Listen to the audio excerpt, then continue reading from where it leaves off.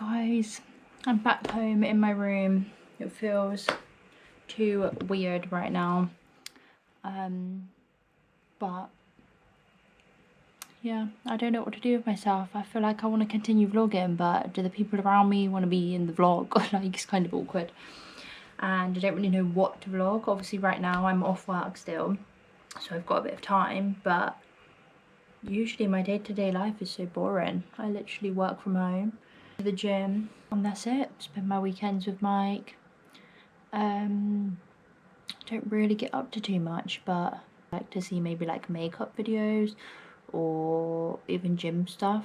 I need to get back into the gym ASAP. I have signed up to my membership again, so I'm going to back as soon as possible. I'm going to try go this week before I go back to work so that I can get back into it.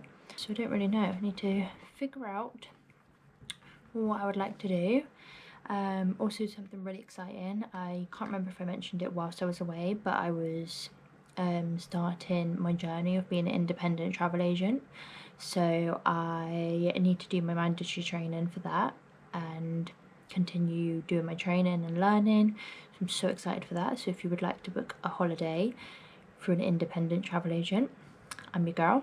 As you know, I love finding amazing holidays and I'm good at all of that stuff, so hopefully I can help put that to use and help you guys. We'll see where this journey takes us. So god, this is like, I can't even get used to being back. Like, it is so weird. I knew I was going to feel weird, but this is like next level weird. Look at me. Why am I like crying already? But honestly, it feels so... Oh, hello darling. Hi, it feels good to be back with this little baby, doesn't it? Are you coming to film with me? I honestly thought I was going to be at home with her for like a week straight, just cuddling on the sofa and doing nothing, but I've been so busy, it's been weird. Slowly trying to get back into things because I am going back to work it's Thursday today and I get back on Monday, and that has not made me feel any better at all. But thank God it's sunny here, because I feel like that has helped a teeny bit. But yeah, it's wild. Some wild feelings, and I really, truly wish I was back in Thailand, but here we are. I've been home like over a week. Came home last Monday. So yeah, it's just been crazy, busy and full on, but I'm finally getting around to filming this Q&A. So many people messaged me asking for a Q&A, so thank you for giving me the option to do a different type of video, because I loved doing the vlog so much, and I come home and I was so stuck, like, what can I do to like continue this channel and going, because my day-to-day life, I work from home and I genuinely don't do much, so I was so struggling. But people have given me so many ideas. Thank you so much, because I really love doing this, and hopefully it helps me get one step closer to my dream travel job that I am manifesting. So likes, subscribes, shares, anything, I will truly appreciate that. Let's jump straight into these questions. So my first question is share your experience with beauty shops and getting your hair and nails done out there. And some shops were better than others, I have to admit. Like, I got my nails done about 3 or 4 times out there, and I got my toes done twice. The nails I had in Vietnam, the girlies will remember, I got those long acrylics that had like yellow tips and like these 3D flowers on them and everything, and they were stunning. Like, they were so nice. I was in the shop for about 2 hours, or maybe even 3 hours. This girl, why is she loving me so much? Did you miss your auntie? Did you miss your auntie? You want to get in the videos now, do you? Want to get in the videos? It was so nice, and this lady in the shop who did them for me, she was so like attentive to detail. Like, she really did a good job on them, and they were so cheap. I can't remember what I paid now, but in the UK, something like that design would definitely be like 50-60 quid, I'm sure. And I think I paid like 20 something, definitely less than £30. That was amazing. However, when I did go to get new nails done a few weeks later back in Thailand, they literally could not remove those nails. Like, they used some sort of glue that was stronger than flipping super glue. Used some proper strong glue that I was in the shop for about an hour before they could even remove the nails that were there. So that was a bit of a pain, and my nails were really damaged after. That shop literally said I think we should leave it. And I was like, I am not walking around with no nails on. Like, me and nails, we go hand in hand. To tell them like, I'm so sorry, but please can you just put gel on them then? So yeah, like price wise and stuff, and the experience majority of the time was good. I did then get my nails done another time, just gel in Bangkok, and they did start peeling after like 3 days, but I paid like £8 for a set of gel nails. So I don't know, it just really depends. And some people use Builder Gel and others will say they're using Builder Gel, but it's definitely not. It just honestly really depends. But I think overall my experience was okay, and if you are there for long periods of time and you have to get those treatments done, absolutely, like it's so fine to do so. And I did get my hair cut once, which was absolutely fine at the time, but then, and they curled it and it looked stunning. When I walked out the salon, I was like, what the hell is my hair? But then a couple of days later when I washed it and it was straight, it was so jagged. Like, my haircut was real bad. So I've got an appointment with my hairdresser next month, who hopefully is gonna revive me on that one. But yeah, most of the time beauty treatments and all that was fine. Me and Mike had a couple of facials and they were stunning in Vietnam. Like, Vietnam is known for like the skin and facials and stuff like that, spa-like treatments, and we absolutely loved them. Even massages, majority of the time, like, we were going through the list, the menu, trying different massages, and the Thai massage is like the one I would avoid, because that's where they put their literal knees into your back and are bending you in all types of positions. But a relaxing coconut oil massage, perfect. Like, again, and you can talk to them, tell them that you want less pressure, more pressure. They're so affordable. You can get hour massage for less than a tenner and stuff, or you can have a foot massage for like £6. It's just unbelievable. What a way to live your life. So we definitely made the most of that for sure, as you would have seen if you've watched the vlogs. And Mike also got his hair cut a few times. All of the haircuts he had, I think he might have had 5 haircuts altogether, and all of them were amazing apart from one he didn't like, which I think was just a miscommunication and with like the language barrier, because, you know, the terminology, but he asked for a skin fade and a beard fade, and it was ended up being the other way to what it should have been. But move on, his hair grows so quickly. So yeah, 10 out of 10 experience with beauty shops, to be honest. Although like some of them weren't perfect, definitely wouldn't put me off from getting any more. Next one I had was my favorite snack from anywhere, and then I also had a favorite snack from each country. This one is bloody hard because, you know, me and Mike loved our snacks. But I think our top ones have to be the banana chocolate chip cupcake from Thailand. That is just chef's kiss. Like, honestly, that cupcake is unreal. I thought I was good at banana bread, but that cupcake chocolate chip form is just delicious. And of course, the viral 7-Eleven lava cake.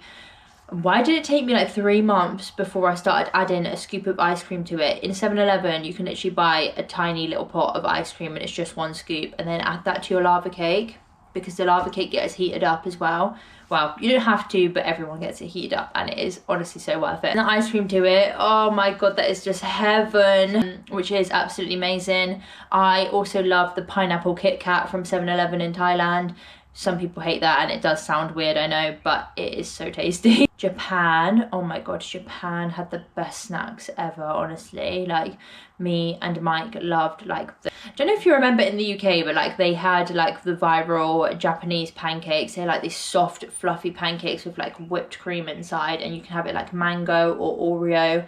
They had a lot of stuff like that just easily to pick up in 7-Eleven, although we didn't actually see those ones. I had like a strawberry fresh cream one, that was gorgeous. I had like this just a fresh cream sort of, kind of like a bap, but it was like, that sounds weird, but it was honestly just delicious. Cake in a can. Oh my god, cake in a can in Japan. You literally go to a vending machine, you get a cake, it's in a can, the lid pops off, you have a spoon with it. It was delicious. We tried 2 different flavours, but the original one was definitely up there with our top snack. And strawberry Fanta was like a big thing. The strawberry Fanta in the UK does not taste the same as it does out in Thailand. Like, just normal Fanta, strawberry flavoured, it is gorgeous. And some of the places like on the street markets, they're this, I don't know what it is, like an electronic spinny thing, and it like spins the bottle in there, turns it into a slushie, and you literally can put any plastic bottle in there, turns it into a slushie. It is, and that was delicious as well. Also, like, just in general at the night markets in Thailand, getting a roti, Nutella banana roti, delicious, and it cost less than £1, and that was one of my go-to evening snacks. Viral, like Thailand dessert, mango sticky rice. Mike didn't like that at all, but I really like that. And it's like, I don't actually know what the rice is, I need to probably research, but I think it's like, to make the sticky rice, it's like, it's sweet, and it does sound weird, I know, but it's like rice with condensed milk. That's the best way to describe it, with mango. But I think it's so delicious, although depending on where you get it from, sometimes it does taste really different, so bear that in mind. But yeah, absolutely, just so many good snacks. I probably can't even think of them all now. How easy is it to get around? Like, so Thailand is massive, and everything, unless you're like in the north and stuff, everything's on different islands, but we found it so easy to get around. Like, we did one sleeper train, and you do have the option of doing like sleeper buses or like day buses, but personally we just wanted to spend the least time traveling we can so that we can make the most of being actually in a destination. So we did get a lot of flights, which obviously took the price up a little bit, so I'll go into that in the budget questions. But it's so easy to get around, and we use an app called, or a website called 12Go Asia, and you literally put in your to and from, and it will give you so many options, and you book directly through them. It tells you where to go. You can get refund if plans change, like 3 days in advance. So yeah, like the longest, we did the sleeper train, which was the longest thing, which was 12 hours, and it wasn't the worst experience. I'm like glad we had experienced it. Like, it's cool to say we've experienced, but after we did that, we decided that it's not necessary to do that. Island to island, like I think Krabi to Koh Samui took 5.5 hours, and that was the longest sort of journey we had one way. Went so quick. Like, the drivers are so good as well, like especially if you book private transfers. Like, we did have private transfer a couple of times, and you can just say, hey, can you stop at 7-Eleven, and they'll literally stop for you. Like, they are so friendly. It's so good. And just even normal taxis, you can literally, like Bangkok, you can get an hour taxi and it costs £7. Like, and just like with Bangkok, it's easy to get around, but the traffic is absolutely wild. If you put in the maps and it says 20 minutes, just know that it's going to take 40 minutes. Always double the time in Bangkok, unless it's like the middle of the night. So yeah, the traffic is crazy, but also Bangkok's such a great place too. Actually, I'll get on to another question about favourite places and stuff, but it's so easy to get around. And then flights, I just use Skyscanner to brings up all different airlines and cheapest flights. And then if it brought up a particular airline, for example, whilst I was out there, I set up an account for Air Asia, because a lot of our flights were Air Asia, so that you like get points for every booking, and then you can redeem it back as like cash back on a next flight or something, which is really good. Japan, again, really easy to get around. Like, taxis in Japan are extortionate pricing, so you are more prone to using trains, but they are so easy to use. So every time we booked an accommodation, we made sure it was literally right next to a train station, and it could not have been better. Like, definitely recommend doing it if you're in Japan, is booking accommodation next to a train station, because then you can get anywhere. Like, when we were in Tokyo, we stayed in Shinjuku area, and we were literally direct access to anywhere, like no more than 2 trains and no more than like 30 minutes journey to wherever we wanted to go. So just, yeah, able to go to all the districts so easily, so that was perfect. In Osaka, again, we stayed in, I can't really remember the location. It was called Namba, I believe. Was that in Osaka? That was in Kyoto. I'm sure it was Namba in Osaka, and that was like really great. Again, like 20-minute train. I think it was less than 20 minutes train. I think we walked like 30 minutes to the main centre one evening, and then got the train back. As long as you're next to a train station, it's great. And then we actually got flights throughout Japan, something I kind of wish I researched a little bit more before we booked the flights, because I knew they had bullet trains, which are like these crazy high-speed trains. And I would have loved to experience one, but I already booked the flight. But we could have gone from Kyoto straight to Tokyo via bullet train, but we had to go back to Osaka and get a flight from there. And that was the vlog where we nearly missed the flight. So yes, well, it was actually my map's fault. The maps told me it was like a 30-minute journey when it was actually like 2 hours. Yes, lesson learned. But yeah, everywhere so easy to get around. And Vietnam is massive, so definitely if you're planning a trip to Vietnam, like plan north to south or south to north and just travel your way through. Again, a lot of people do sleeper buses or day buses in Vietnam, but we did choose to do flights because of time restrictions, so everything's quite far away from each other. But yeah, everywhere is so easy. About our budget, so I don't know if I will sort of disclose online how much we did spend in 3 months. All I'm going to say is it was extortionate.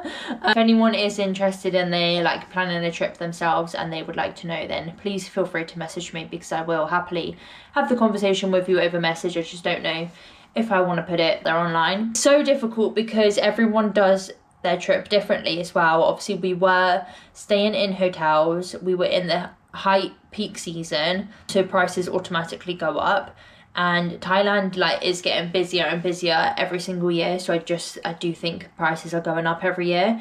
We did it that we didn't want to restrict ourselves to anything. If there was something we wanted to do, we wanted to do it. If we were going out for a meal and we wanted to order 3 different meals on the menu, then we were doing it. So that's just how we like to live and how we wanted our once in a lifetime experience to go. So we have no regrets doing that. Whereas I know some people will have a tighter budget, and that's absolutely fine. Like they will go out and they will just order one thing off the menu. Yeah, their money will last a lot longer. Probably what we spent in 3 months could last them 6 to 9 months.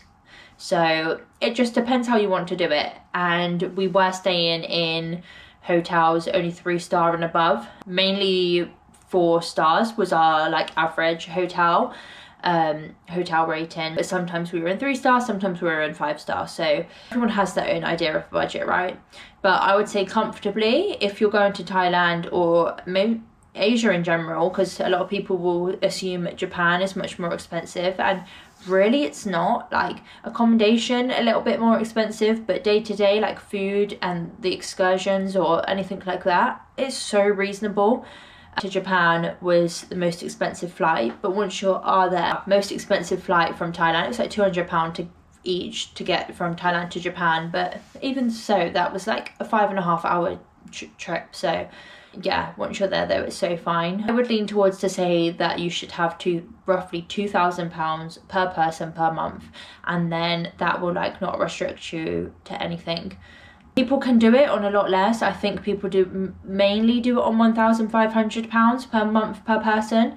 But for like maybe you would miss out on things, or you'd be like, oh, I'm not sure if I should book that because of money. Whereas if you have 2,000 per person per month, I think you will be absolutely fine to pretty much do whatever you want to do. Luggage was another one. How did you get around with your luggage? Do you regret taking a backpack, or was you happy? Because as you will know, we both went with backpack with a suitcase, but we didn't take the suitcase with us around for 2 months. We flew from London Heathrow to Bangkok, and we dropped our suitcase off, left it in Bangkok airport for 2 months because we knew we were coming back to Bangkok to catch the flight to Japan, because to get to certain places you have to get a flight from the main city. I basically booked through an app, which I have a link which I will share in the description, a company called Radical Storage, and I just booked it online. You say you've got a suitcase, you book the dates you want to do. If you want to pick it up early then you can, or if you need to extend it then you can, subject to charges. But that was the best idea Mike like ever had. Like it was, Japan was going to be such different weather to Thailand, so the fact that we had a whole different clothing attire for that trip made so much sense, because there's no way we could have got coats and stuff in our backpacks. It would have just been impossible. I think we paid about £200, so £100 per person to store it there for 2 months, but absolutely that was so worth it. And then we also knew that Japan was going to be towards the end of our trip, so any further flights going, at least we didn't have to add on an extra suitcase for luggage for loads and loads of flights. It was only towards the end of our trip, so worth doing that. Which brings me on to like luggage. So I found a lot of the flights out there actually had like 20 kg of luggage included in your fare price, because I feel like the UK has come away from that.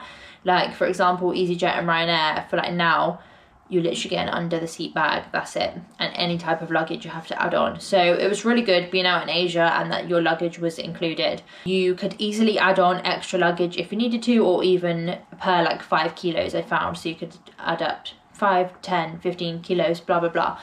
And those prices again were so reasonable, especially like with Air Asia. I think it was less than £10 to add on an extra 5 kilos. So, or even when we ended up with the Japan suitcase for those further flights, to add on an extra suitcase, I think it was costing us like 30 quid. Just to add on the extra suitcase. So I think that's so reasonable in comparison to like UK airlines and their luggage prices.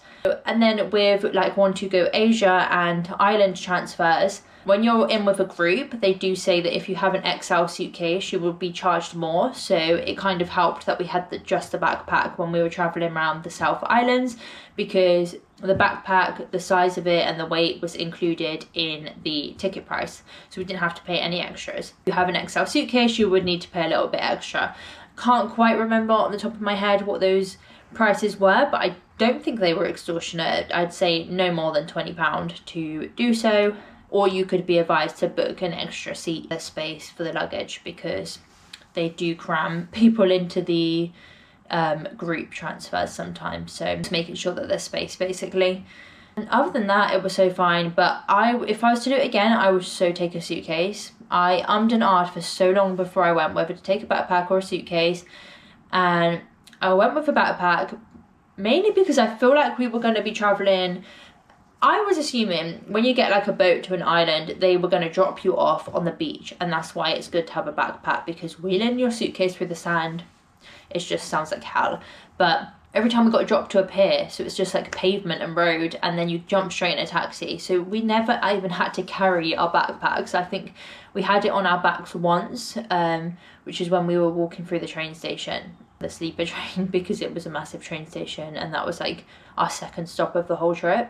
And then we just got used to it and realized we don't even need to put these things on our back. Yeah, we were so fine, but I would so take a suitcase next time. Obviously it would mean having to pay a little bit extra for maybe those group transfers. Maybe a little bit off topic, but just to understand the difference. A group transfer, for example, some of those tickets from like to Koh Samui I think cost us like £8 each. If we were to do a private transfer, they were looking at like £200. So sometimes a group transfer does sound like shit, but the price difference is quite crazy. So just worth it to do the group transfer. I've got another question about languages and a language barrier. Most of the time people can speak English or very like little English. I always think it's very polite to just learn at least hello and thank you in the language of the country you're traveling to. You could also learn like yes and no, or like can I have the bill please, like little things like that. I think that's just so simple to learn, and goes a long way. Like it's nice when you can speak to them, show your respects. So, but most of the time they will understand English, or if you get out the Google Translate app, we use that quite a lot. You literally can speak into your phone and then it will type back, or you can get it to speak out loud and then they'll do the same back to you. So it was really, really handy on the times where we couldn't quite understand each other. We just got out the app and it helped so much. Essentials to take. So essentials to take, I bought so much stuff for this trip thinking I can't get a lot out there, and you can get pretty much anything out there unless you have like certain brands of stuff that you like, for like example in your skincare or a makeup, then definitely take that with you. And I personally, for the girls at least, if you do like wearing makeup, if you are into your skincare, don't not take it, because I read a lot of stuff online. I don't take it, you won't need it, you won't ever want to wear it. I am so glad I did. I don't even wear makeup a lot, but sometimes when you're going out for a nice dinner and you've put on like a really nice outfit, not having your makeup done just doesn't sit right with me. Like I feel weird. I took some makeup with me, and just on those evenings where I did want to feel a little bit put together, I was able to. Smallest makeup bag I've ever taken in my life, don't get me wrong, but it was absolutely all I needed. Like I didn't have anything missing, and I don't wish I took any more. I think I took the right amount, and yeah, it was perfect. And I'm really into my skincare. I look after my skin, so I'm glad I took my skincare. Skincare you can get out there, especially in some of the shops in Thailand. Like they do have a Boots every now and again, like in Bangkok or some other islands, and Watsons and they've also got, I don't remember the other store name, but it is like a beauty shop, and you can get like the Korean and Japanese skincare in there. It's cheapest, but if it's something you like, then you can get it. Also love the Vaseline Cocoa moisturizer, and I thought I wasn't going to be able to get that out there, but I was able to. You can even get that in 7-Eleven. Majority of the things you can. I did buy a shower filter off Amazon before I went, and I ummed and ahed about it because apparently the water in Asia, some girls have literally experienced so much hair loss, and I was so worried because I've spent years trying to get my hair into an appropriate condition. Last year or so it has actually been really good, best it's like ever been in my life, so I was really worried about that, but I ended up not taking it because it's such a heavy weight to pack, and also get into your hotels all the time if you're moving every 3 nights or something and you're having to unscrew and screw on a new shower head, it just seems like a pain. So I just really tried to look after it by trying not to wash it as much with the water, using all the hair masks. I have got so many hair masks that I brought home with me. 7-Eleven hair mask was so good. Just using all my products to try and take care of it as much as I can.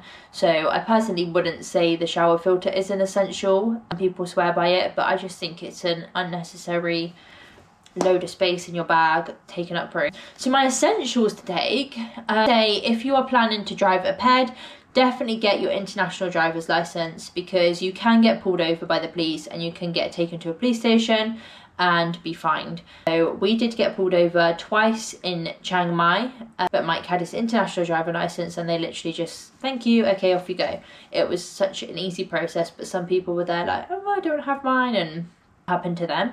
But that's definitely an essential. And also if you're going to Japan and you are planning on doing the Mario Karts in the street, you need an international driving license for that. Otherwise you will not be able to drive, because you are driving on the main real roads of Tokyo. They cost £5.50 each, and you can get them from the post office, and you need, it's 2 different ones for Thailand, well, one for Thailand and one for Japan, and any other country you're going to, just make sure you research it. All the information will be online. It's definitely an essential. Go in with like as much cash as you can, but like not too much, because I know it's worrying carrying around a lot of cash, but every single time you withdraw from an ATM in Thailand, you will get charged 220 baht, which is about £5. So when you do withdraw, just make sure that you are taking like big amounts at a time so that it can last you a bit longer.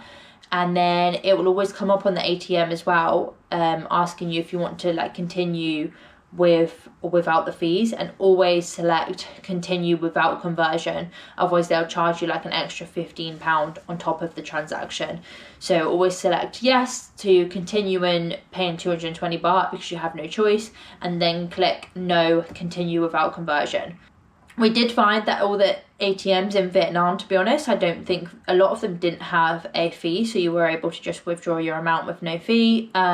Some of them did, so just go around the different ATMs or different banks and try and find the ones with the lowest fees or no fees. That will help you so much.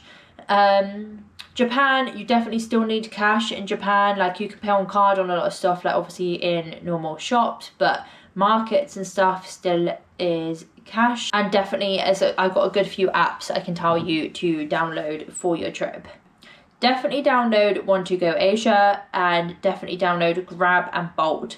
Grab and Bolt are the main taxis like Uber for Thailand, and sometimes go between the two when you're trying to get fares, because sometimes the price can be like 100 baht difference, which could be like £2. In Bangkok, I found that Bolt was most cheapest, and in most of the South Islands I did find that Grab was the cheapest. But bear in mind that some of the South Islands don't even have taxis. For example, Koh Lanta, you cannot order a Grab. You either have to get like a taxi from the pier when you arrive, or it's a lot of tuk-tuks, or you hire a ped.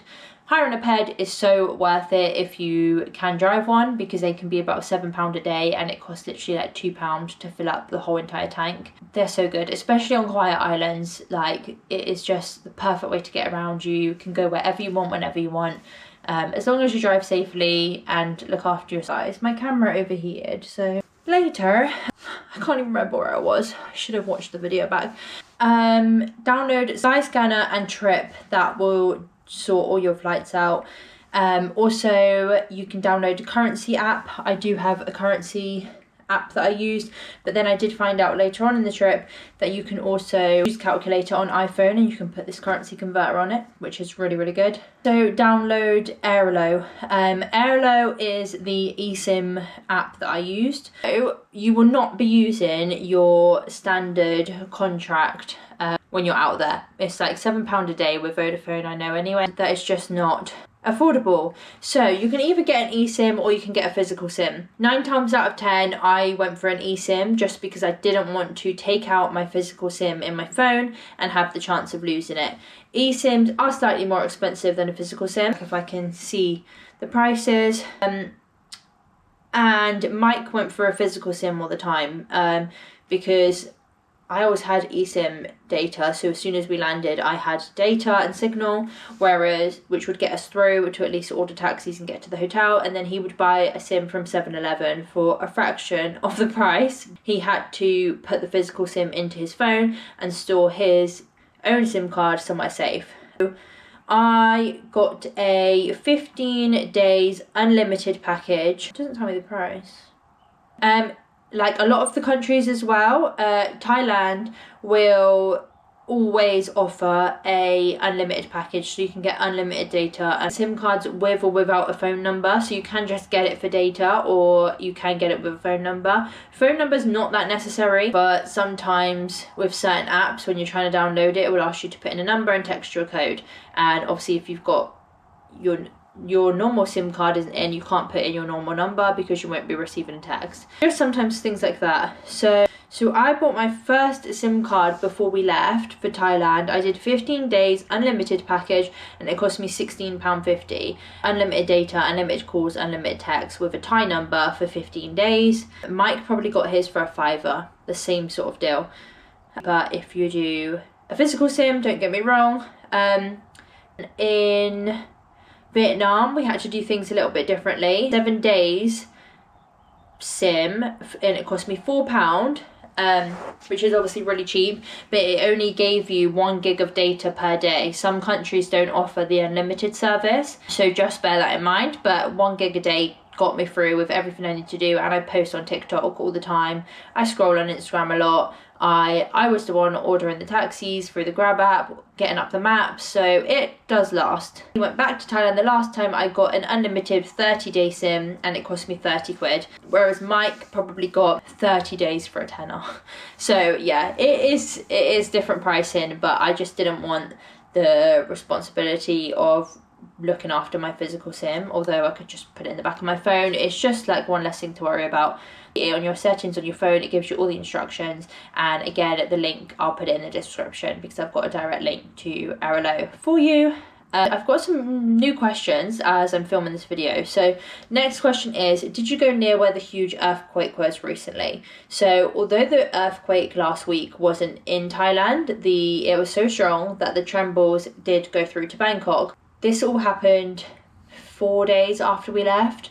Yes, I've seen videos of the hotel we were staying at and the infinity pool. All the water is completely coming off of the building and people are running down the stairs. Do you feel lucky that I left? Because I just know my mum would have been worrying, I would have been worried and don't know what to do in this earthquake situation. But it's not about me in this situation, it's about the people who were there at the time. So I just am really hoping everyone is okay and that the impact wasn't too severe and everyone is in recovery. So someone has asked me, when is the next trip? Don't get me started because I don't know what to do. And me and Mike don't know what to do. We want to plan a next trip, but like this trip, 3 months took us about 9 months to save for, and I think if we were to go again we would absolutely love to do 6 months to a year, being honest. But also put a lot into perspective. We need to think whether we want to do that again, or whether we want to now buy somewhere, or where we would want to go, because I would love to go back to Thailand, but there's so many countries in the world that I want to explore. Like there's so many things on our list. We have spoke about an American road trip, which again probably would take about 4 months for the places we want to do. The Philippines, but again I want to go there for like at least a month because there's so many places to go to. All the Thai islands that we didn't get to go to this time. It's just a lot to consider. It's so flipping hard. That's why I need to make it travel as my career so that we can make these things happen. And has also asked, do you think you'd have felt safe solo traveling where you went? And my answer is absolutely. Like, everywhere we went I felt so safe. You can also, like, if you're ordering Grab taxis, you can even select ladies, grab ladies, and a lady driver will come, and it's for lady passengers only. Regardless of that, everyone is so friendly. I felt safe walking. Sometimes Mike wouldn't want to come out, and I genuinely felt safe walking to 7-Eleven on my own, or I went souvenir shopping one evening just around our hotel, but it's quite a busy area and I never felt safer. Like, it's such a safe place. Even in Vietnam, Japan, Malaysia, all of them. Out of them all, I absolutely loved Malaysia. That was one place I wish we spent longer. But out of them all, I'd say least safe, but not that I like. It's difficult because I wouldn't say I felt unsafe there. I'm just rating them in order.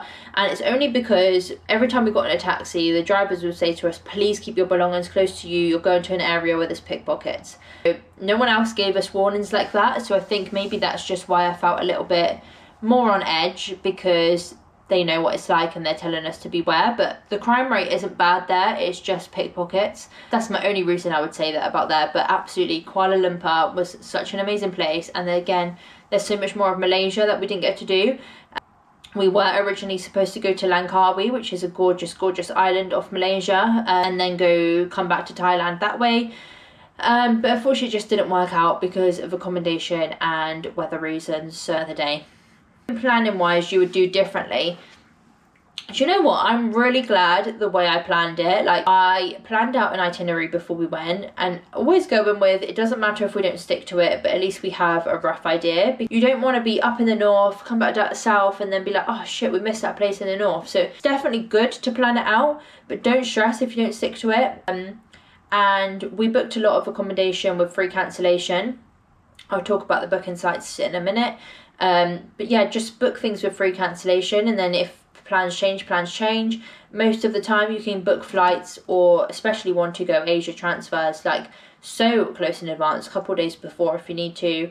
So it works out. I actually don't wish I planned anything differently. When we were in Koh Samui and it was raining, we were supposed to go to Koh Phangan straight after for a week and just literally chill on the gorgeous beaches and relax. We had an accommodation booked, but then the weather was absolutely horrendous and it was just no point traveling there and spending money on a hotel to sit in the rain. So that's when we decided to go to Japan early. But yeah, we just cancelled the hotel on free cancellation. We had I had booked the Want to Go Asia transfer, but I cancelled that, free cancellation. And then we just booked our flight to Japan because we hadn't booked that yet. It's so easy to be able to do things. The one I have is, where was your favourite location and why? And I think everyone knows, because everyone I've seen when I've got back is like, so Thailand you recommend? Thailand is the best.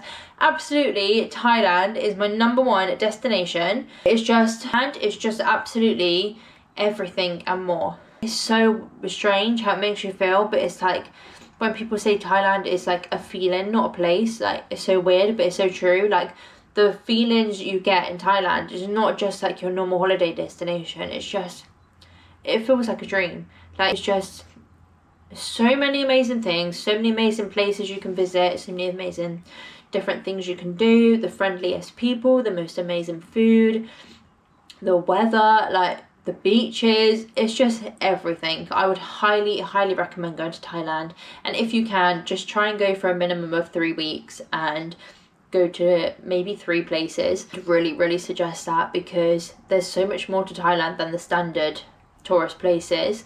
And I know it's not always possible to, when you're on a short period of time, and we only get X amount of annual leave. If you fly into Phuket or fly into Bangkok, you could easily get a flight to somewhere else or a transfer and just try and get out for a few days, because the sights you will see are just unbelievable compared to those sort of main locations.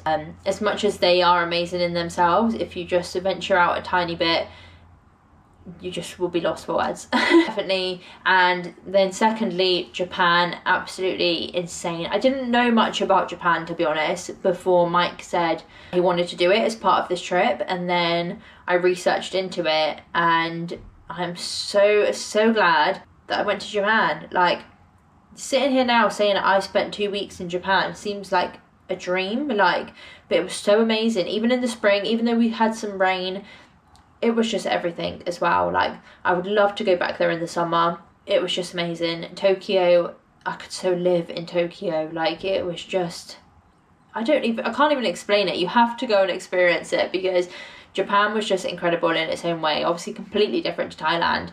Unreal. Absolutely flipping loved it, and we had the best time of our entire lives.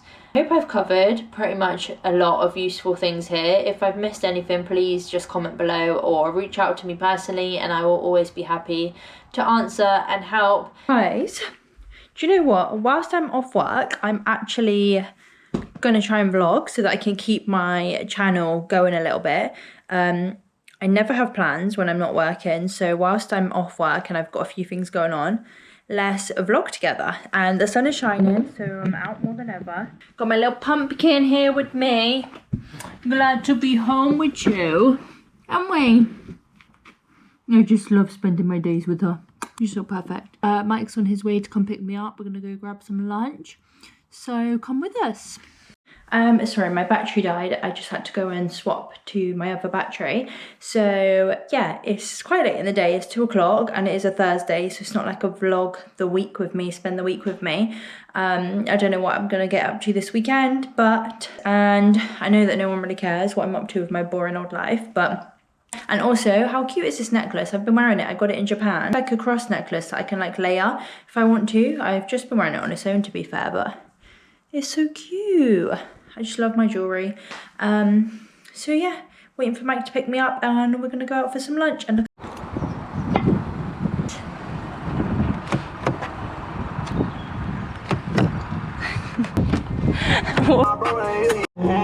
so guys, we've just been we just was trying to think of somewhere to go for lunch, and how do I turn this music down? But of course, when we're trying to find somewhere to go for lunch, do we decide on Nandos? Nandos. So my usual Nando's order is 4 boneless thighs, peri Tamar with peri salted chips, and then I switch up the second side sometimes and get mash, or sometimes the mac and cheese, or sometimes garlic bread, and then put like a chicken thigh in the garlic bread and make it a burger. So good. Something different today. I need to have a think. Wow guys, I actually went for something different today. I went for the new cheesy pickle burger. Thought I had to try something different. It says chickle. Oh, cheesy chickle burger. Thank you for the correction. And why is it when I come to Nando's, obviously you don't have a choice but to get a bottomless drink, but I feel like I never make the most of a bottomless drink. So I'm so slow at drinking fizzy drinks. And always a straw, and always a peri wild herb and mayonnaise. It's our lucky day because they just said we accidentally made 2 of the chickle burgers, so do you want the other one? So now Mike can try it as well while he waits for his main. Well guys, we are full. We demolished all of that. Now I can't breathe. Hello, little pumpkin. Hello. Oh, I miss you. I missed you. Did you miss me? Oh, is that your little toy from Japan? Is that your little toy from Japan? Do you like him? Oh, good girl. Good girl. Guys, it's actually 9:30 right now. I've literally done nothing much for the rest of the day, and I'm about to get into bed. I'm gonna go to the gym tomorrow. Before I went traveling, I was such a gym freak, and I would go to the gym 5 times a week without fail, sometimes even 6. And I went once whilst I was away for 3 months. Honestly, I thought I was gonna go so much more. But I'm getting right back into it. I go back to work next week, so I want to get in the swing of things because my mornings are going to get early again, so I'm really going to try.